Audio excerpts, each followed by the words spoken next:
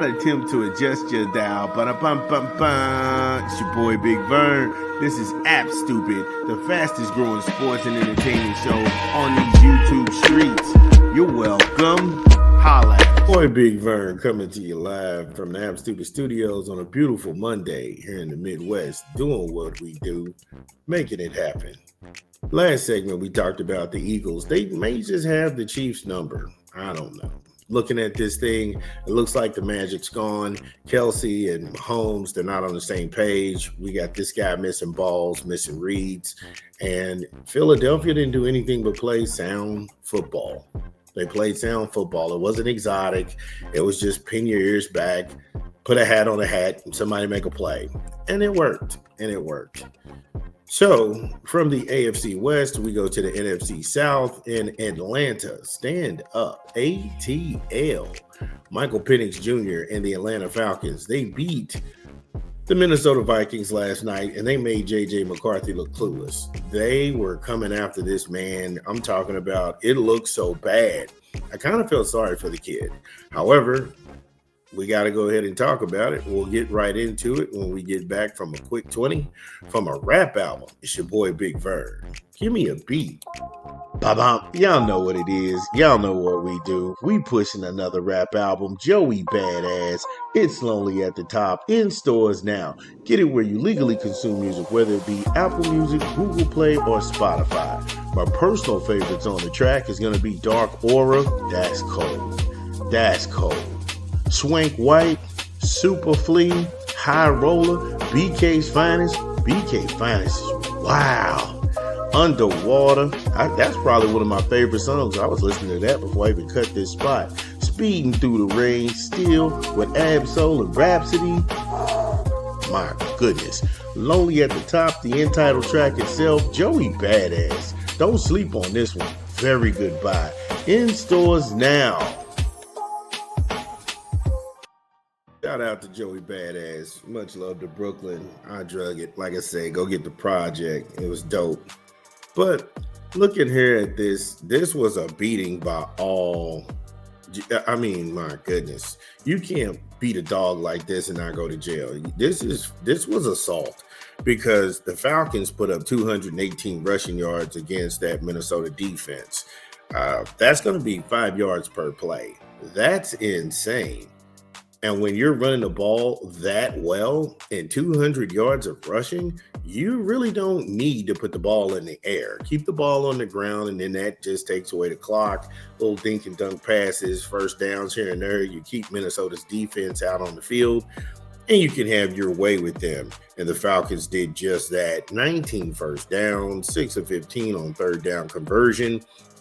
I'm talking about 6 sacks. J.J. McCarthy was out there running for his life. That guy, as soon as he dropped back under center, there was no time to make one read here, one read there. They would bring an extra guy right up the gutter. They would take you off the edges. It was really a masterful game plan by Raheem Brock and the fellas. 4 punts, 2 fumbles, 2 interceptions. I mean, this was a game that he wants to forget. There's no way in the world that you're playing at home and you're playing this poorly. J.J. McCarthy, 11 of 21 for 158 yards and 2 interceptions. I told you he was running for his life. He did that 5 times and came away with 25 yards. There was nothing to write home about. No wide receiver out of the Viking stable had over 82 yards. Yeah, you can try and put lipstick on a pig and say he spread it around. 4 different wide receivers had double digits, but that was a game you needed to have. Yes, you got the divisional win against the Bears. However, back to reality. You're still a rookie, and there are a lot of defensive packages that can still confuse him, and that's the way it's going to play out. I just marveled at everything that Atlanta was able to do, and they just came away with it. Again, Minnesota's specialty is keep everything in front of you. They're going to try and field goal kick you to death and win by 3 points max. However, when they can't stay on the field as an offense and you have to keep punting the ball away and Atlanta just chews up so much clock, Michael Penix Jr., he had 13 of 21 for 135 yards. Bijan Robinson, that dude was playing like a man possessed. 22 grabs, 143 yards.